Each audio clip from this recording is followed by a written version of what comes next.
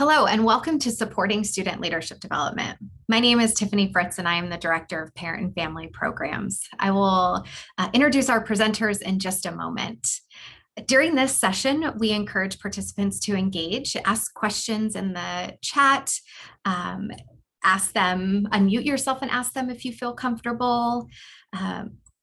I do want to just stress that community is an important value here at the University of Oregon. And so we do ask all participants to refrain from using inappropriate language or gestures. If for some reason that were to happen, we would have to escort you out of the meeting. And we definitely don't want to do that. I'll actually give you just a quick Zoom tutorial. I've made this joke before. I feel like most of you probably know more than I do, actually. But if you wanted to mute or unmute yourself, that is in the lower left-hand corner. I have also turned on closed captioning for this event. And so if you would like to view those subtitles or hide them, that's in your Zoom toolbar. And then on the top right, you can actually change your view, but we recommend keeping it where the speaker view is highlighted so you can see both the PowerPoint and the presenter. And so with that, I'd like to introduce Sarah Blanchard. Sarah is our coordinator for leadership and community engagement. I think I got that right. She can correct me if I'm wrong, within the Holden Center for Leadership and Community Engagement. So Sarah, I'll have you take it away. Thanks, Tiffany, and thank you all so much for coming today. I am so excited to be here and talk about leadership development. This is my whole job, and so I love that I get to talk to as many people about it as I can. I'm also what they call a double duck. So that means I both attended the University of Oregon as an undergrad, and now I work here as a professional staff member. So I have been on campus since 2012. I have been working at the Holden Center for the past 4 years. We are the hub for leadership and community engagement on campus. So we connect students with our local community, and we also provide a plethora of leadership development programming, which we are going to talk a little bit more about later. So I won't spoil that, but I do want to acknowledge my two other co-presenters. They are our student staff members. We are blessed. I say we have the best student staff on campus. Obviously, I'm biased, but I'm so fortunate to have two of them here today. They have helped develop this workshop, and they lead leadership workshops for students on campus. So I'm going to let them introduce themselves, and I'll pass it to Lauren first. Hi y'all, my name is Lauren. I use she, her pronouns, and I am a second-year student double majoring in political science and PR from Orange County. And like Sarah said, I'm a workshop program assistant. So Savannah and I put together lovely programs like this. And I'll let Savannah go. Hi everyone, I'm Savannah. I also use she, her pronouns, and I'm a fourth-year graduating senior. I study communication disorders and sciences as well as music. I'm also a program assistant, doing these professional development series for students and all you lovely people. So thank you for having us. Awesome, thank you both. One other logistical thing before we get started is if you have a question, please post your question in the chat. On the bottom corner there, you'll see a box that says chat. You can open it and type your chat there, and I'm going to be monitoring that the whole time, and we will take regular breaks to answer questions throughout the presentation. Additionally, if you could raise your hand, if you don't want to chat it, if you don't want to put it in the chat, and to raise your hand, you click on the participant bar below, and it would say raise your hand there. There should also be a box on the bottom that says reactions, and then there'll be an option to raise your hand, and that's just going to let us know that your hand is raised, and so we will kind of put it in the back of our minds and call on it, but we do want to avoid people just unmuting themselves and sharing just for the sake of flow. So I'm going to go ahead and move on to the next slide here, and we're going to talk about our agenda. So we're going to talk about what is leadership, how do we define leadership, how can students develop leadership skills on campus? How can you all support your students in developing their leadership skills? And what are these resources? So the first thing is, what is leadership? What do we mean when we say that? So we have two quotes here that describe leadership. The first one is one who inspires and motivates action. Second, one who communicates and mentors others in an effort to meet team objectives. So put in other words, go ahead to the next slide, please, Savannah. So leadership is all about people. So this is motivating, empowering, and inspiring other people. This is prioritizing inclusivity and equity and really creating a safe space and making sure everyone feels heard and included. It's a willingness to be honest and vulnerable. It's about being in service to those around you. And everyone has a different definition of leadership. There's really no cookie cutter way. And what I mean by that is people are going to interact with leadership in different ways. And it's present in all areas of our life. So that doesn't just mean, oh, I step into this role and all of a sudden I'm a leader, and then I lead this role and then I'm not a leader. You can really show leadership within your family, within your community, your work, all these different areas. So what a lot of people will have kind of a different view of leadership. So if we move on to the next slide here, this is what leadership is not. So leadership is not positionality. It's not determined like I'm the president of this club, therefore I am a leader and everybody else is not. And a lot of people will stick to that definition of what determines someone being a leader and what does not. So we want to step aside from that and look beyond positionality. It's not about being the boss. It's not about being the loudest, being exclusive. It's not about doing everything yourself or having all the answers. And so a lot of these preconceptions people have about leadership can actually be hurtful and stop people from wanting to engage in leadership. So I'm going to have my two co-facilitators here share their personal experiences around how engaging in leadership development has helped them grow as a student and as a person. Lauren, do you want to go first again? I can, yes. So I would say that my leadership development at the UO was quite linear, but something that's really important to note is that it took place in both professional and casual spaces, and that's helped me feel a lot more comfortable and confident as a leader. So I began leadership not in like a president role per se, but I began in a small and more social setting, organizing small informal events like face mask and movie nights for my friends in the residence halls. And then from there, I slowly branched out as I grew more confident through those little changes. And one of the things that really developed my leadership is I went through sorority recruitment and I took on the position of community service chairwoman my freshman year. And in that role, I connected with local organizations to find service events for my chapter. And from there, I found a love of both service and FSL, and leadership was able to help me find those things and connect them well. And I've now channeled that into my current role of Pan-Hellenic Director of Civic Engagement. And so essentially I oversee and manage philanthropy events for all 12 sorority chapters. And that's given me a lot of interpersonal skills as well as administrative skills. I've recently executed a service event for over 300 women across the chapters. And through gradual leadership, I've just developed as a person, and it's helped my academics. There's definitely a benefit to starting in a small way at such a large school, and doing so with the support of my parents made my college transition so much easier. And I'll pass it to Savannah. Yeah, a little bit about my background in leadership. I was really fortunate to grow up with, a really supportive family who was really into volunteering and being out in the community. So when I got to college, I kind of naturally sought out opportunities to find and serve my community. And surprisingly, I found a lot of opportunities through academics. I have a really community-oriented cohort that really emphasized teamwork. And even in my courses, there was a lot of opportunities for me to work with, my peers and to kind of put together fun leadership opportunities within my cohort. And then from that, I kind of branched out and I joined clubs. I'm now the faculty liaison in one of my pre-professional organization clubs on campus, where I connect with faculty members, and it really has developed my communication skills. And then, of course, working at the Holden Center has been such a great opportunity for me to, figure out how to public speak, figure out how to facilitate, and I've just had a huge confidence boost working here.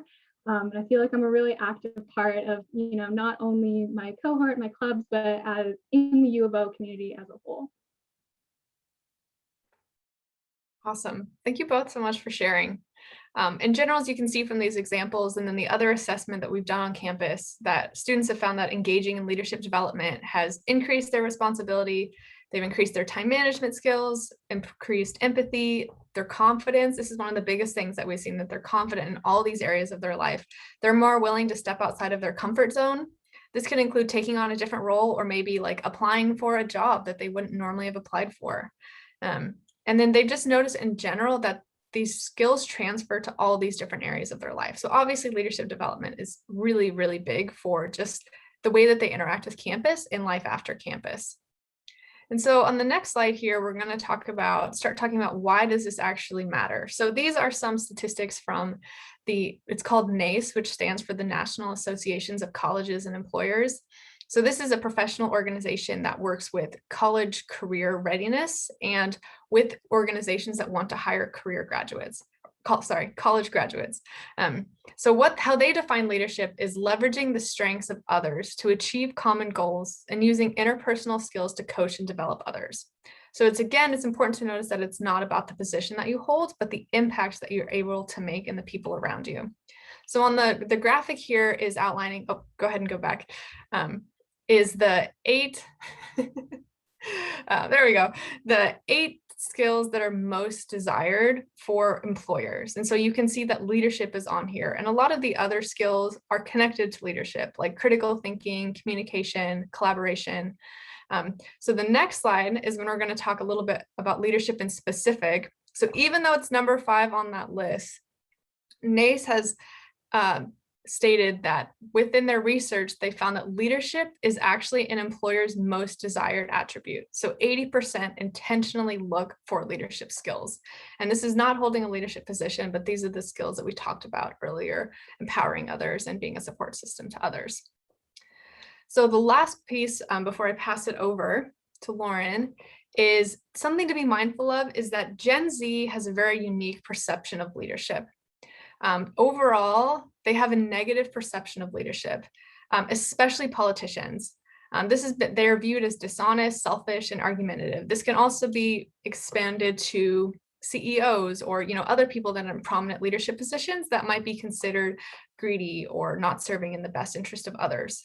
So consequently, they have a reluctance to take on leadership roles, to participate in leadership programming or leadership training, or to even self-identify as a leader.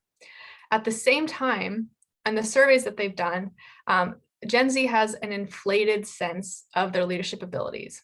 So 63% ranked themselves in the highest 10% of the leadership skills. So obviously that's statistically impossible. So the combination of these two things, of not wanting to identify as a leader, but also feeling like I don't need to develop my leadership because I already have really advanced leadership skills, might be some of the barriers that prevent these students from engaging in leadership programming and leadership training, even though, as we've identified, it's something that's super, super crucial and can drastically transform their experience. So now this is going to transition on to the next part, which is how can they develop their leadership skills and how can you support them? So Lauren, take it away. Right, so we are going to talk about ways in which your student can develop their leadership skills and also the ways in which you can support them. So if you can move on, Savannah, we're going to talk about the types of involvement that develop your leadership skills.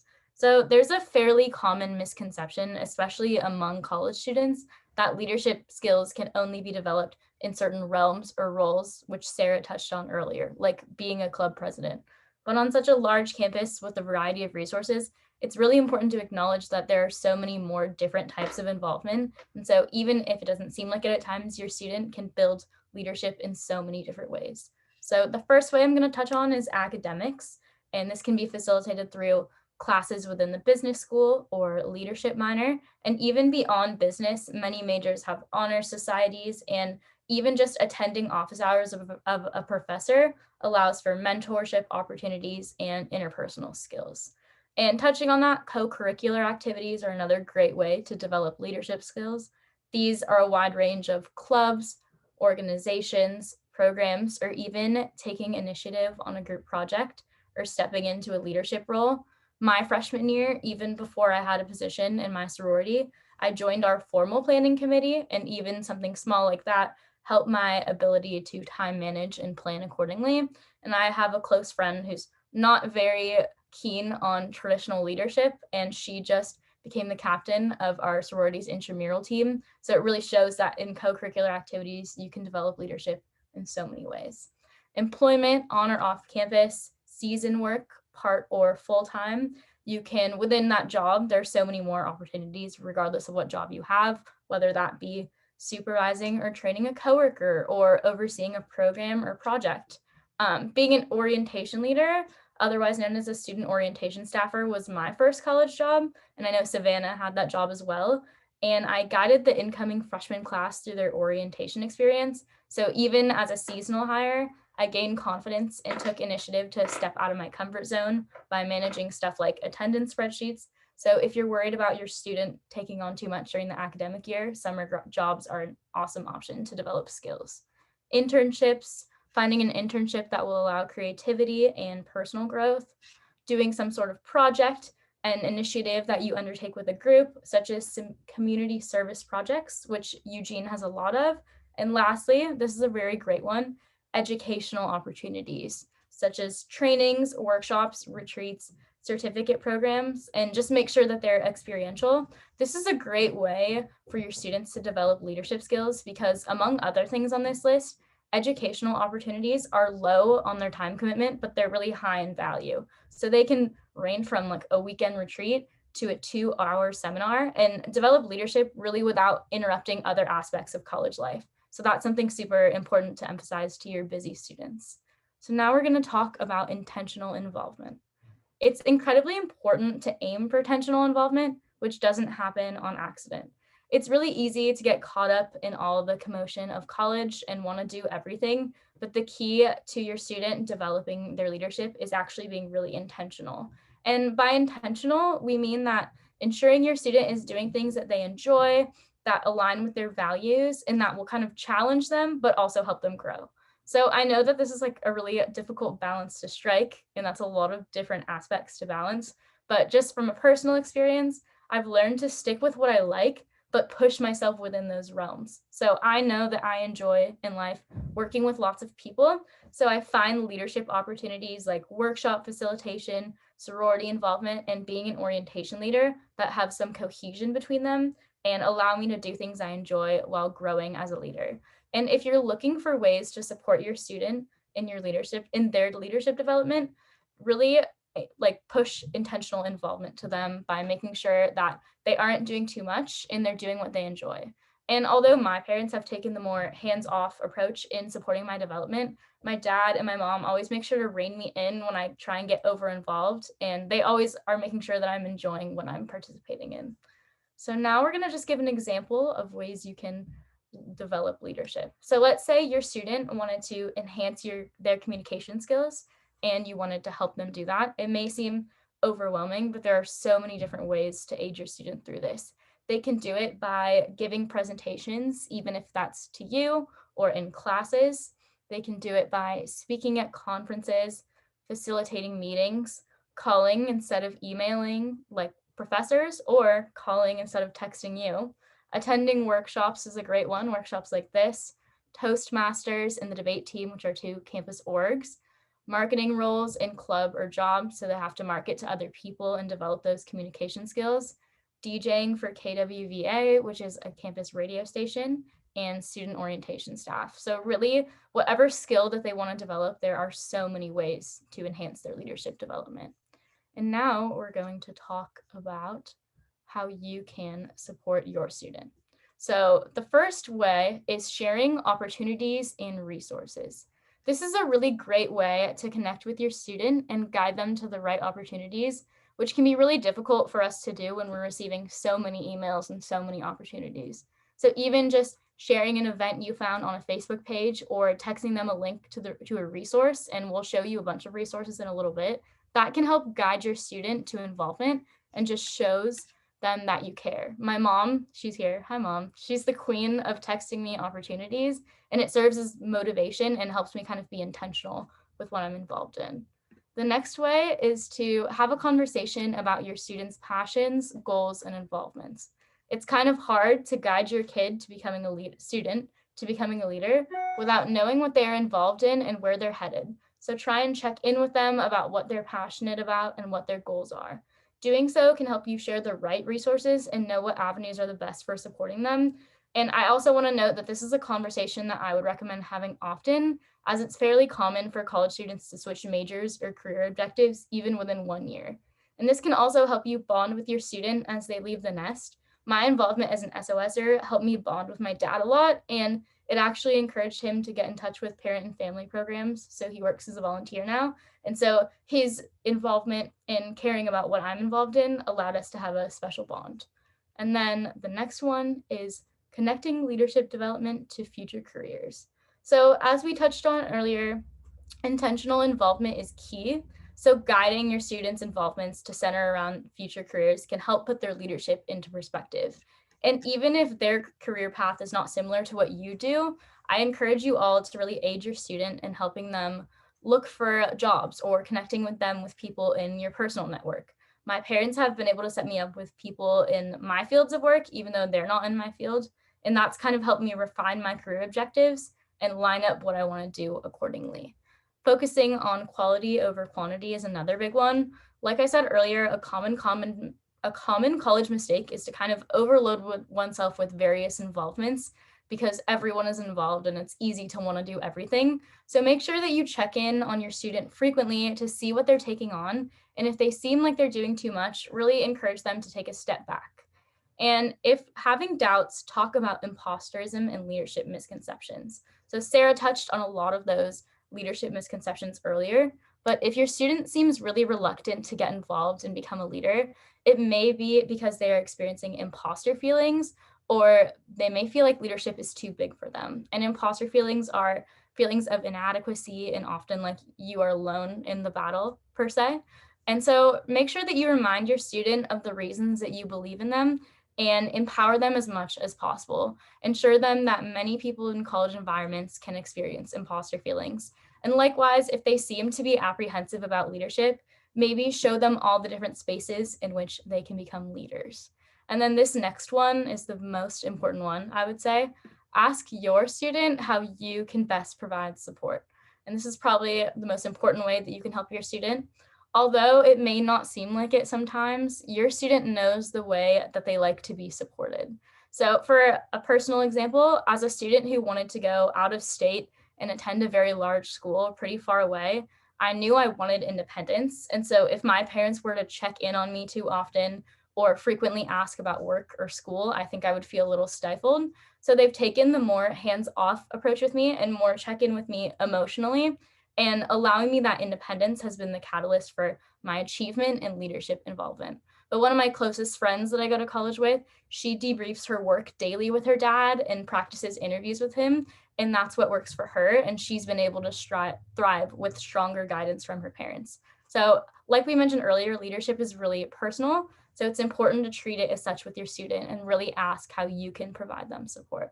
And then lastly, send them to the Holden Center. Savannah is going to share some information about the Holden Center and more resources on campus.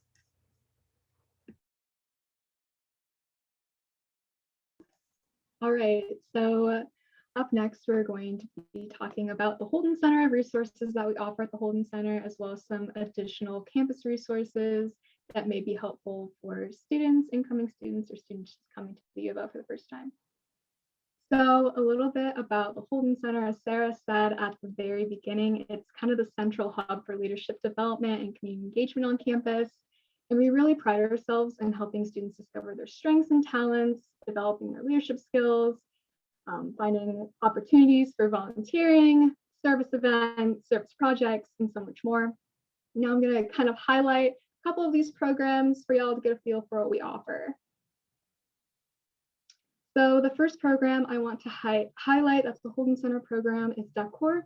So these are small teams that participate weekly in hands-on service projects that promote community building and reflective engagement at local community organizations. So there's different categories or Duck Corps teams, which are education, which these teams serve to increase access and reduce barriers to quality education.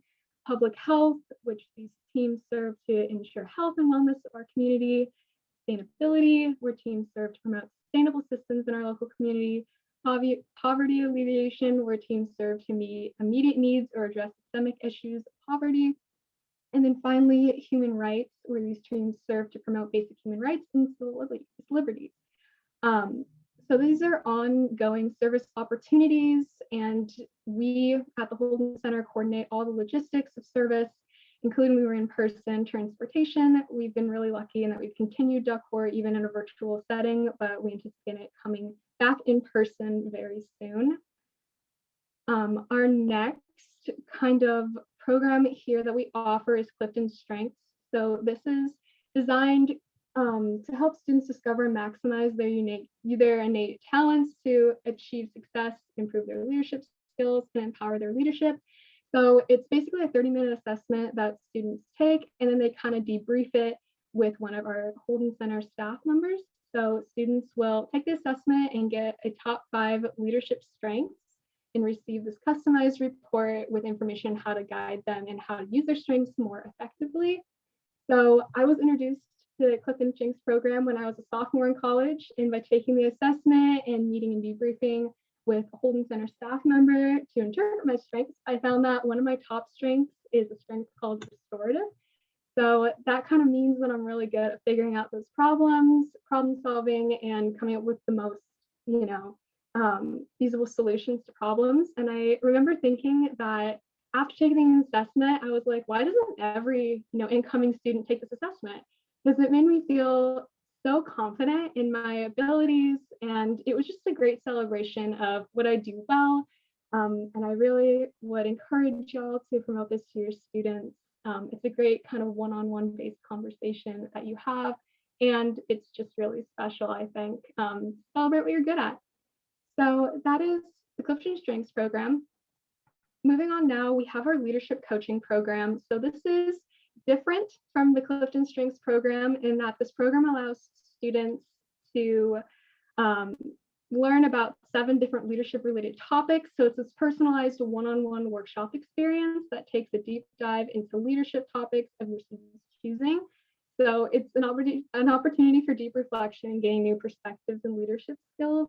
This program really allows people or students on campus who may not be involved in clubs or organizations to have access to our leadership development workshops.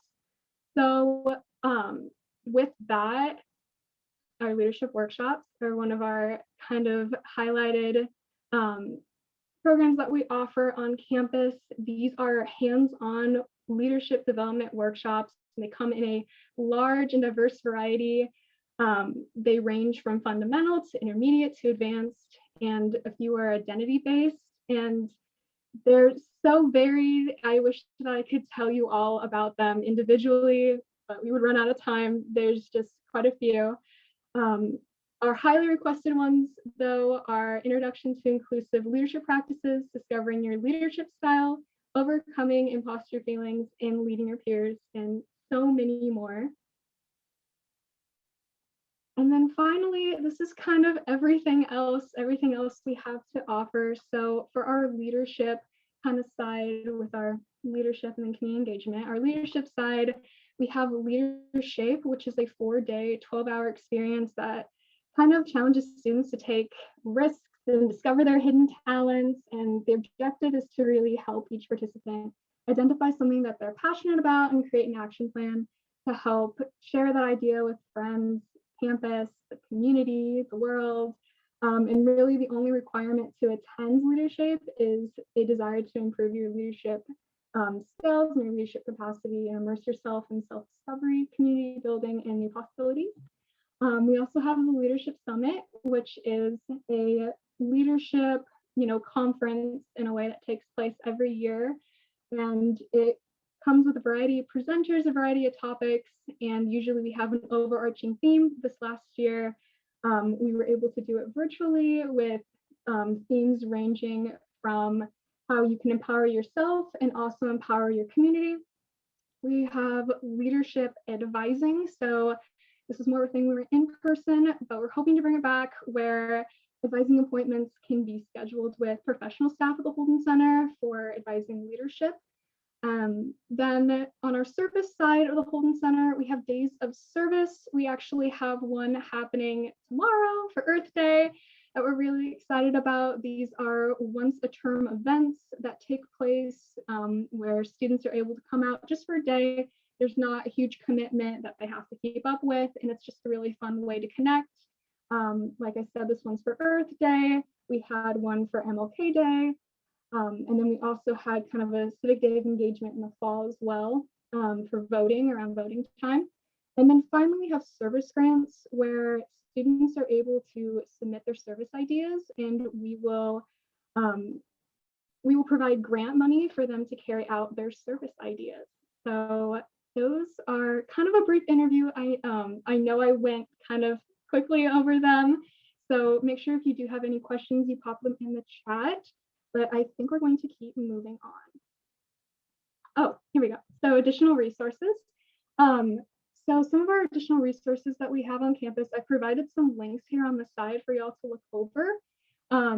Obviously, the Holden Center is a great resource for leadership development, and we have our email link there at holden.uoregon.edu. Campus clubs and organizations are also a great way to get students involved in leadership. Greek Life, as I know Lauren spoke about that a moment ago, advisory boards, ASUO student government, campus jobs and academic programs, as well as being a big leader. So a first year interest group leader for freshmen, and then a residential assistant who is within the residence halls. And like I said, these are some links on the side. We have a link to One Stop, which is kind of a one-stop place with a bunch of resources that range from leadership development to financial aid to housing. This UO Campus Labs on Engage, that's where students can sign up for campus clubs and organizations and get more up to date with those. Handshake, the joinhandshake.com is for campus employment. If your students interested in getting some job opportunities, stuff like that in college. And then finally, ASUO, uoregon.edu is our student government link. And then I'll be passing it over to Lauren. All right, so before we do the demonstration, we do want to make sure that if you do have any questions, that we're giving you time to answer them. So you're welcome to put them in the chat or raise your hand right now. Does anyone have any questions about anything we went over? We have a lot of knowledge about a bunch of various resources on campus. So if you really want to support your student, that would be a good time to ask. I'll give y'all like a minute.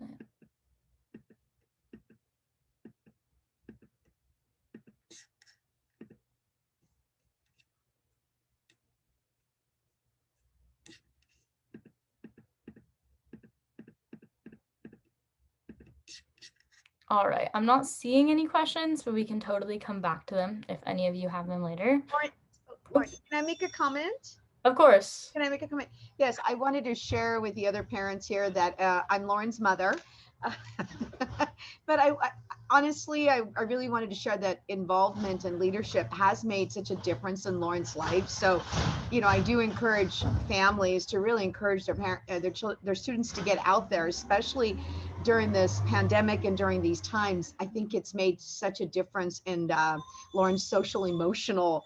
We all learn, we can get the grades, and as an educator, I know this, but really my biggest concern was her social emotional well-being. And I think, thank you to Sarah and everyone at the Holden Center. I believe that it has helped her tremendously. So yes, I encourage your children to get involved because it really does make a difference in their lives while they're at U of O. Oh, thank you, Mom. Thank you for sharing. That was awesome. Anyone else have any questions or anything before we move on?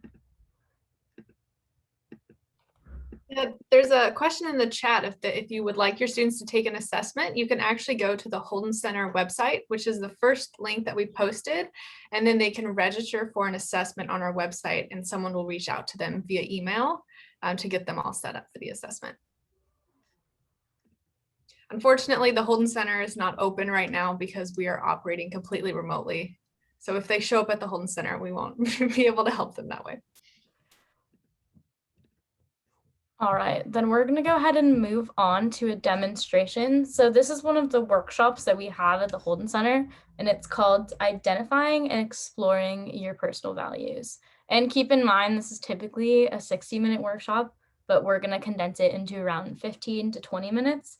And if you really enjoyed this activity, we also have it as an individual coaching session that your student can take. And you can, I know Savannah took it and her parents have taken it too, and they got to compare values together, and that was really sweet. So definitely encourage your students to come take this with us.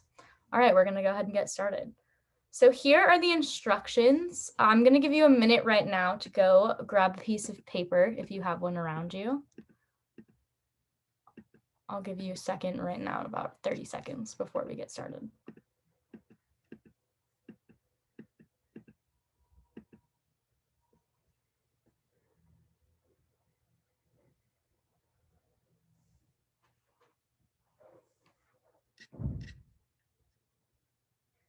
All right, I'm gonna go ahead and go over the instructions slowly, but if you need more time, let me know.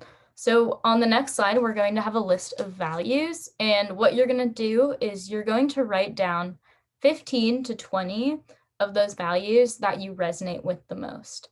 And we're gonna give you ample time to do this, so don't worry, I'll guide you through it. And after that, I will alert you that we're going to star the ones that are the most important to you. And something to keep in mind is that we do have a fairly long list of values. So some of them may overlap, like love and family. And from there, you're going to pick 3 to 5 that you could not live without. So something that you would need in a spouse or a partner, or a value that you would have to practice in the workplace. And so I'll guide you through each of these steps. You don't need to remember them in order. And does that make sense to everyone? The thumbs up. Perfect. We're going to go ahead and get started. All right, so here is the list of values, and I'm going to give you a little bit of time to look those over and write down 15 to 20 that resonate with you the most. Just that first step right now, and I'll alert you and we'll move on to the next one. If for some reason you're having an issue seeing them, if they're too small, at the very top of your screen, there's a green box that says you are viewing Savannah Campbell's screen. And right next to it, it will say view options. And then you can hit zoom ratio, and then you can make it as big as you want, just in case that's a barrier for anyone.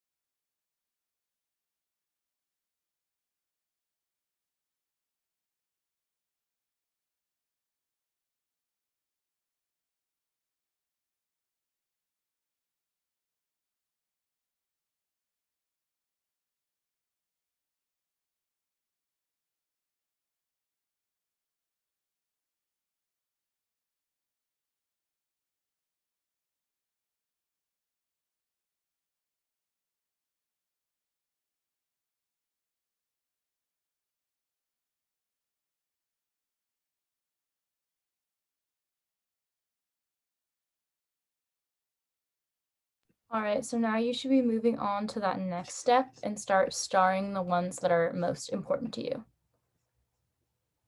We're going to slowly start to wrap this up here.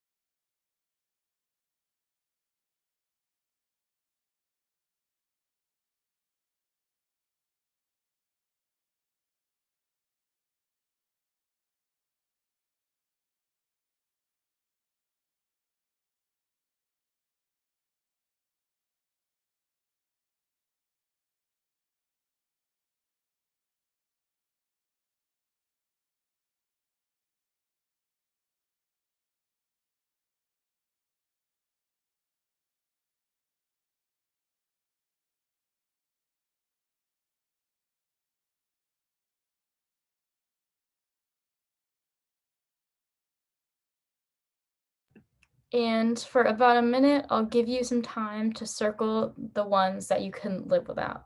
You should be able to get down to about 3 to 5 right now. And remember, these are the ones that are absolutely the most integral to you and who you are.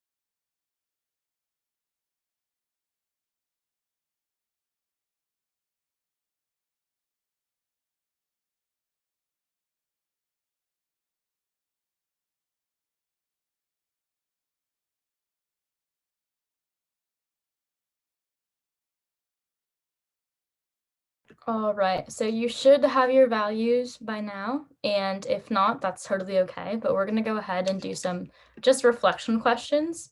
So on the next slide, you will see some questions, and you can kind of just use the same piece of paper that you just had and reflect. And so the 3 questions that you're gonna reflect on are, number 1, how do your values show up in your daily life? Number 2, how can you use your values to support your student? And number 3, how could you approach supporting your student when they have different values? So you can go ahead and write your answers to those 3 questions down on the same piece of paper that you just used for that activity. And then after about 5 minutes, we'll kind of wrap things up, but definitely keep your reflections with you.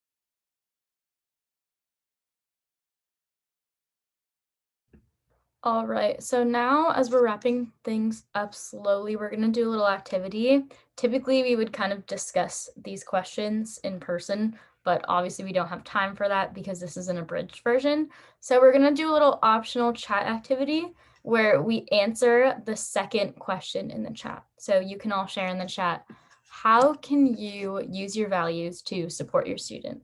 And as those come in, I'll kind of read them off and then we'll wrap up. Remember, this is optional, but participation is highly encouraged.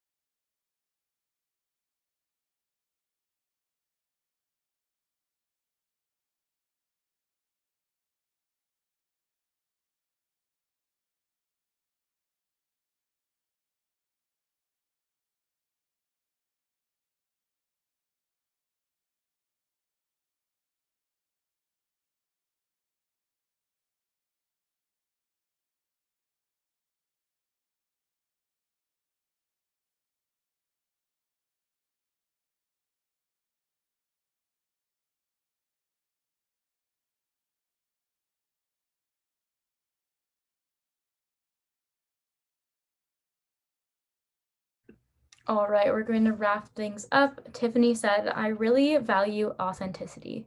I can support their authentic selves and honor what they bring to the table. Yeah, thank you for sharing. All right, I'm going to pass it to Sarah to kind of wrap things up. Yeah, and if you are working on typing your reflection in the chat, you can go ahead and continue doing that. So that really wraps up the presentation that we have for you all today. I want to thank you all so much for taking the time out of your day to be here. And I really acknowledge you for being such an amazing support system for your student. Just the fact that you are here and you're taking time out of your day and prioritizing them and their development like really says a lot about you. So thank you for being here. Thank you for being attentive. If you want to learn more about the Holden Center, you can go to our website at holden.uoregon.edu. or email us at holdencenter@uoregon.edu. And if anyone has any questions, they can post them in the chat as well. And I will pass it over. Tiffany, did you have anything else that you wanted to say? Oh, you're muted. It's the story of my life. I just wanted to say thank you so much. This was fantastic information, and I just really appreciate you all taking the time to chat with our families. The Holden Center is personally one of my favorites, and so to be able to share all the wonderful things that you do. I know that if any of the parents or family members on here receives our newsletter or follows us on Facebook, they frequently see posts that I share, and yeah, just a huge advocate. So if you have questions, please do feel free to reach out to them.